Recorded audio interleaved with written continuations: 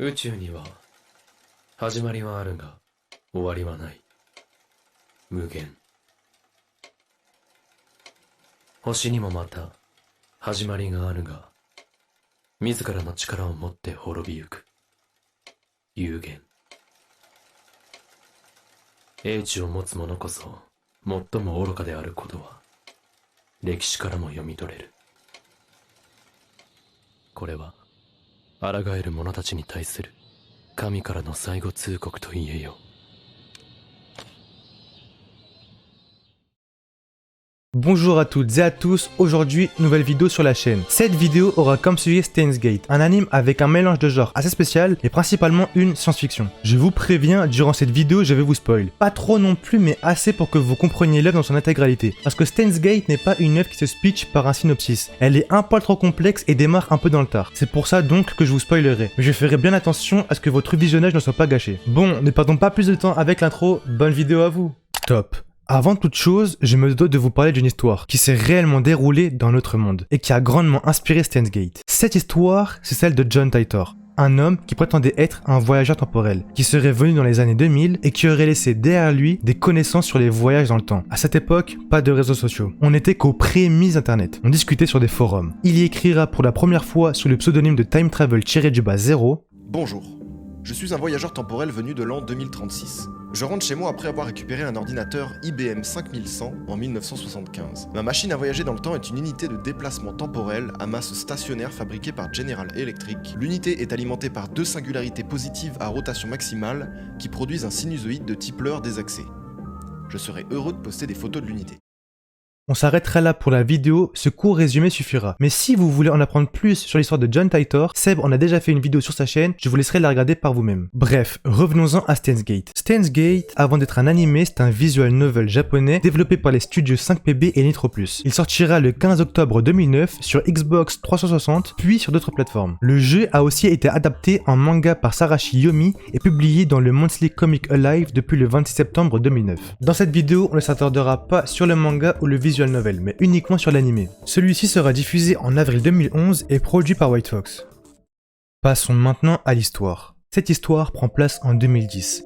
Okabe Rintaro, Mayuri Shina et Hitaru Ashida font partie du laboratoire des gadgets futuristes, un pseudo-laboratoire en vérité où ce groupe d'amis accomplissent des expériences entre guillemets pas très sérieuses. Okabe et Mayuri se rendirent à une conférence sur les voyages temporels, mais après celle-ci, Okabe entendit du bruit au 8e étage, s'y rendit et y découvrit le corps de Makise Kurisu, une scientifique qu'il avait vue auparavant durant la conférence. Sous le choc, il envoya un message à Hitaru pour lui informer de ce qui venait de se passer, et au moment où le message fut envoyé, toutes les personnes autour de lui disparurent. Paniqué, il cherche Mayuri. Bafouillant ce qui vient de se passer, elle lui explique ne rien avoir vu. Il comprendra finalement que le meurtre n'a jamais eu lieu, et qu'un étrange satellite s'est écrasé sur l'immeuble où avait lieu cette fameuse conférence. Après cet événement, Okabe comprendra que son message a été envoyé une semaine en arrière, grâce ou à cause d'un micro-ondes transformé par inadvertance, un dispositif pouvant envoyer des messages vers le passé. Il essaiera d'avoir des réponses sur un forum, mais soudainement, un certain John Titor expliquera venir du futur. Selon ses dires, le CERN contrôle les voyages dans le temps, et aucun privé ni entreprise n'y a accès, et grâce à leur monopole, ils souhaitent créer un futur dystopique, et qu'il est là pour modifier le futur. Sauf qu'Okabe n'est pas dupe, il sait très bien que John Titor est un américain, et non un japonais, et qui était venu en 2000 et non en 2010, mais en effectuant des recherches, il ne trouve aucune info, et tous les livres qui le concernaient ont disparu. C'est la première fois hors l'incident du meurtre qu'on verra un changement à la suite d'une action réalisée dans le passé qui nous fera changer de ligne d'univers. De l'épisode 2 à l'épisode 11,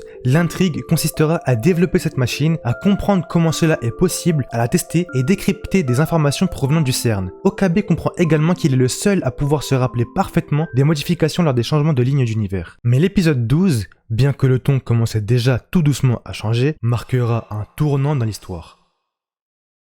Bon, vous l'aurez compris, dans Steins Gate, le principal sujet c'est le voyage dans le temps. Et selon les œuvres qui traitent ce sujet, cela peut être mal géré, et juste être un prétexte pour l'histoire. Mais ici c'est très bien géré, et ce pour une simple raison. Ce qui remonte dans le temps d'un Steins Gate, ce n'est pas une personne physique, mais de l'information, et cela inclut pas mal de choses. Première chose, on ne sait jamais ce qui va être modifié à l'avance. Alors oui, c'est le cas pour toutes ces œuvres-là, mais d'autant plus ici. Pourquoi? Parce que le changement intervient instantanément. Dès lors que le message est envoyé, Okabe devra comprendre ce qui s'est passé et ce qui a changé ou non. Deuxième chose, l'ingéniosité que requiert d'écrire le bon message pour modifier les choses telles qu'on le veut est aussi super intéressante. Ce n'est pas juste je vais retourner dans le passé, faut que j'évite mon mode du passé pour éviter de faire un paradoxe temporel, etc. Non, ce n'est pas le cas. C'est un petit peu plus complexe, mais sans être vraiment compliqué et perdre le spectateur. En ce qui concerne les personnages, celui qui a réellement une vraie évolution, c'est Okabe. Et en soi, c'est logique parce que c'est lui qui se rappelle parfaitement de tout ce qui a été modifié d'une ligne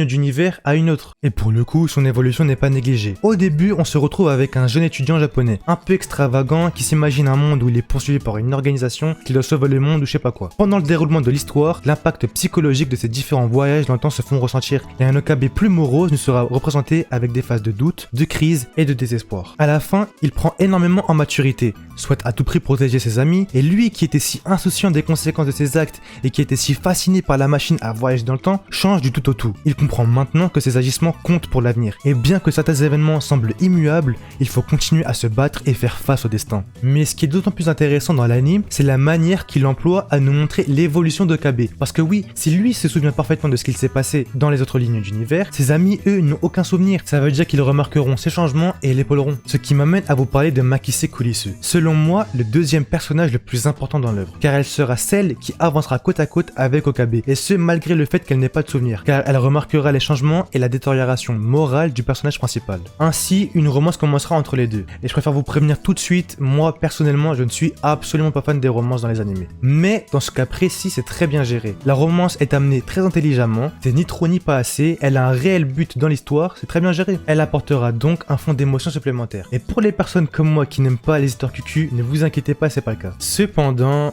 il se pourrait que je vous ai un petit peu menti. Oui, je vous ai menti sur un détail. Okabe n'est pas réellement le seul à se rappeler des différents changements qu'il y a sur les lignes d'univers. Les autres personnages aussi ont un petit peu de ces souvenirs-là, mais enfouis au fond d'eux et de manière un petit peu floue. Et ça, bien que ce soit très simple, est l'une des forces de Steins Gate. Car grâce à ça, tous les autres personnages ne sont pas rendus impersonnels et ne sont pas juste des pions pour rendre le personnage principal très intéressant. Et c'est un problème que les œuvres de ce type peuvent rencontrer, mais ici ce n'est pas le cas. Ce qui fait que les relations entre Okabe et les personnages, malgré que l'on retourne en arrière, ne reste pas inchangé. Mais bon, on s'arrêtera là en ce qui concerne le développement des personnages, au risque de trop vous spoil. Certains d'entre vous doivent se demander pourquoi je vous ai parlé de l'histoire de John Titor. Si je vous en ai parlé aussitôt, c'est déjà pour que vous puissiez voir les similitudes entre Steins Gate et l'histoire, mais aussi parce que je m'apprête à vous dire. Tout ce qui est présenté dans Steins Gate est vrai.